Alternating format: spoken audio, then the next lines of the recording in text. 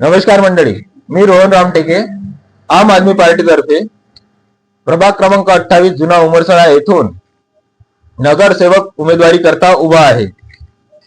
तर मला सोशल मीडियाच्या माध्यमातून काही कमेंट आल्या आणि व्हॉइस मेसेजमध्ये मला जीवे मारण्याच्या धमक्या आल्या. तर त्यांना मला एवढाच मेसेज द्यायचा आहे, आजपर्यंत अशा कितीतरी धमक्या मला येऊन गेल्या आणि त्या पेनड्राईव्ह मध्ये जमा आहे, पेनड्राईव्ह भरून गेलेल्या आहे धमक्यांनी. माझ्यासाठी हे काही नवीन नाही.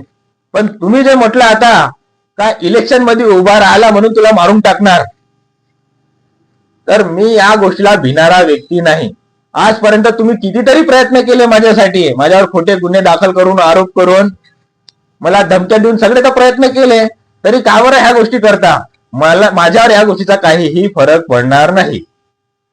मी महापुरुषाच्या विचारधारेचा माणूस आहो. डॉक्टर बाबासाहेब आंबेडकर, महात्मा ज्योतिबा फुले, सावित्रीबाई फुले, छत्रपती शिवाजी महाराज, भगतसिंग, राजगुरू, सुखदेव यांच्या विचारधारेचा माणूस आहो. तुमच्यासारख्या धमक्या मला भेवाळू भीती दाखवू शकत नाही, मला मागे पाय घ्यायला लावू शकत नाही. मी समोर चालतच राहणार. मी सामान्य नागरिकांच्या समस्या मांडून राहिलो ना जनतेपुढे. मी सामान्य नागरिकांचे हक्क मागून राहिलो ना. मी काय चुकीचं करताव का, वाईट करताव का? मी जनतेच्या हितासाठी भांडून राहिलो.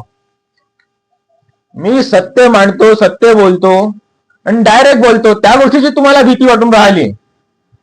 मला कुठल्याही गोष्टीची भीती वाटणार नाही. तुम्ही कितीही प्रयत्न करून घ्या. मी जो उपक्रम हाती घेतला आहे, मी जो निर्णय घेतला आहे, मी जे ठरवलं आहे ते मी पूर्ण करणारच. त्यासाठी माझी तुम्हाला एवढीच विनंती आहे का होत असेल तर तुम्ही सहकार्य करा, पण धमकीच्या माध्यमातून भीती दाखवण्याचा प्रयत्न करू नका. काहीही त्याचा फरक पडणार नाही, त्याचा असर होणार नाही.